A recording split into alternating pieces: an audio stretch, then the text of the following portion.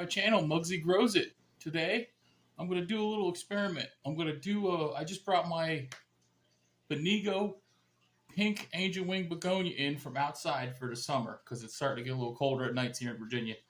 And I like to keep it healthy. So if you see all these like long viney parts coming off, this is a cane type begonia. So it almost grows like bamboo and like a long stem style. So what I'm going to do today is give it a little trim up. I'm going to show you how to propagate this, and I'm going to do an experiment and come back in a few weeks with the results. I'm going to do some in water and some in soil for propagation. So I like mine to be tall and bushy more than branchy. So what I'm going to do is, where this one's coming out from under here, I'm basically just going to get in here and get in between these nodes. So like there's literally a branch coming off right here from this main branch. There's another branch. So I get in there and I just snip it at an angle. See? Real simple. Just cut it at an angle and I'll make all that into cuttings. So I'm going to do the same thing around this whole plant. All these ones that are coming off like this, I do not want. Getting rid of that. Getting rid of that. Come around this side, and this is actually all from the same branch, so I'm cutting this whole branch back. Boom, just like that. See, that wasn't really getting a whole lot of light here, so I could make a whole new plant out of. Well, actually, I could probably make 3 plants out of that. I'll show you that in a second. Right here, and I'm almost liking it. I got a little bit more extra over here. I want to get rid of that. This little guy hanging, and that one back there. I know I did that really quick, but it's really that easy for begonias anyway. Propagating begonias is so easy. I don't like that growth either. Okay, see how I just shaped that up, and now there's no weird stuff hanging out. Oh, right here I missed one. See, that's coming from way over here. See that? So you want to cut all the way back here. Boom. See that weird branch? That was going all the way through. So now this will fill out better. And I can also see in there better to check the soil. But I like it much better like that. Tall and bushy instead of short and viney, I guess you'd say. So now, get all this out of the way. I'm going to start with some of these and show you exactly what I do. It's super simple. So let's check this one out. See, this is like a V. I cut it right there. Boom. And I'll leave that whole length. That'll be a cutting for me. A lot of people will do like a single leaf or 2 leaves. I like leaving a couple on there because with these begonias, they root so fast they're not going to lose their leaves. So I'll literally put this right in this cup of water right away. Boom. Just like that. It'll grow weak roots in probably a week or less. Now this one, see? It's got this little guy attached here and then this little guy right there. What I'll do is I'll cut down here and right here. See this? I don't need any of that. You could probably grow a whole new plant from that stem, but nope. I don't need all that. That little guy right there will grow a whole new plant. That will grow a whole new plant. And I'm just going to stick that right in the water too. Some people like cleaning them up a lot. I'll do that later if it doesn't, root. See, this little guy, I'm going to put him in the soil because I feel like the smaller ones like this do much better in the soil. And that's why I leave a good few inches, if you can see that. And I always cut at an angle so it has more space to throw roots out of where you cut from.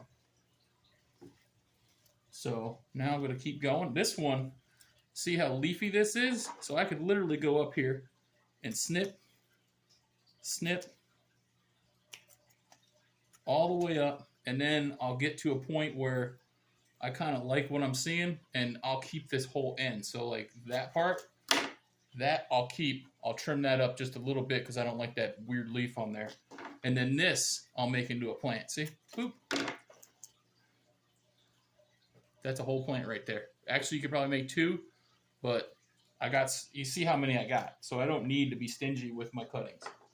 Some people, like I said, the more expensive plants, I can understand you needing to cut 1 leaf and propagate 1 leaf. But where this was literally something I got on clearance of about 2 years ago, and it's grown into this, I don't really care.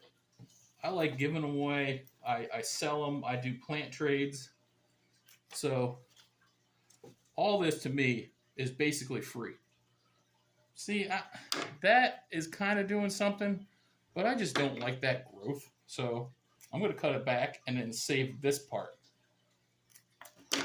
Same with this. That's a whole plant. Boop. Cut that off. Save that little guy. I like to save the stem part because I feel like it's easier to root. There, see, that one's perfect. I don't even have to do anything with that. That's going right in the water. Just like that. Now, I know I'm going kind of fast, but I'm just trying to show you as many cuttings as possible quickly because it is really that easy. You know, you just want to try to get a nice stem and a nice bunch of leaves on there, and I would call that a good cutting. People are probably going to disagree, but when I get literally 100% of my cuttings to root, I don't think I have a problem. So I just like to trim them down. See, there's that little stick there sticking out. Just trim that, and then that'll be a whole plant. Another top, another mid cut here, and I'll just break that into 3 plants. And then some of these, like this, I'm not even going to bother with that just because I got so many. So that's trash. You know, I've even thrown these like in soil. See, like that? Probably not going to mess with that. That's 1 leaf. I ain't worried about it. This one got a little damaged outside. There's some spotting. So I'm just going to trim it up. Take those spotted leaves off.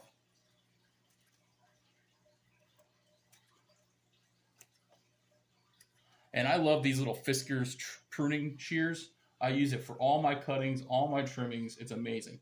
So right here, top it. That's a cutting. Cutting.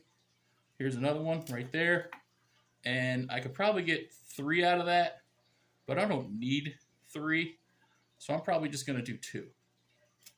One big one and 1 little one. So, and like I said, I'm going to show you all these results in a few weeks once they all grow out and start rooting.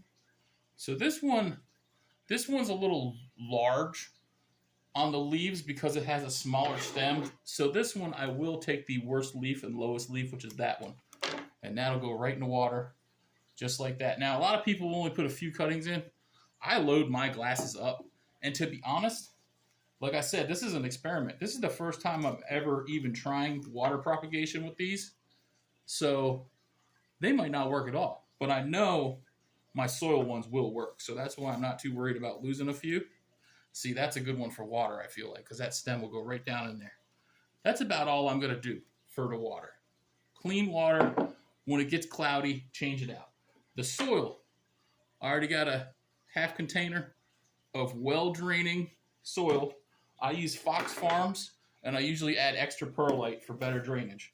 So most of the time, you're going to get some longer ones. Like that guy. See?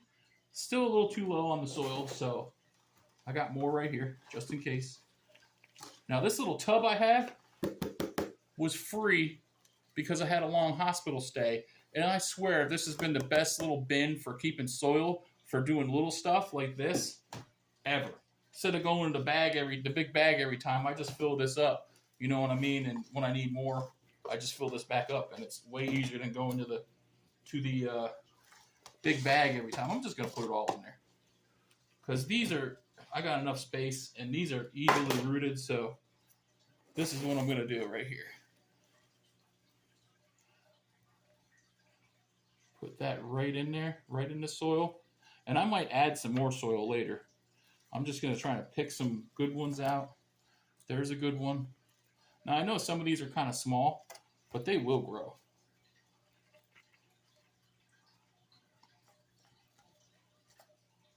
Now, I'm definitely going to add more soil and top this off in a minute, but just to give you an idea of what I do,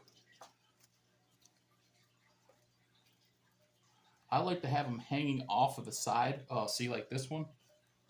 I just noticed. I didn't see that when I was cutting. This one has a weird leaf on it, and it's almost in the way. So I'm actually going to get rid of that one and that one. So it'll just hook right over the side there like that. Here's another one that's almost the same. I'm going to cut this bottom one off and hook it right over the side. Oh, there's a bad leaf right there. Get rid of that. Actually, I'm going to get rid of that one too. See, most of mine are like 3 to 4 leaves, just in a long stem, just because when you're doing a single stem, or I mean a single leaf cutting, that plant is going to take about 2 months to really do anything, if not more.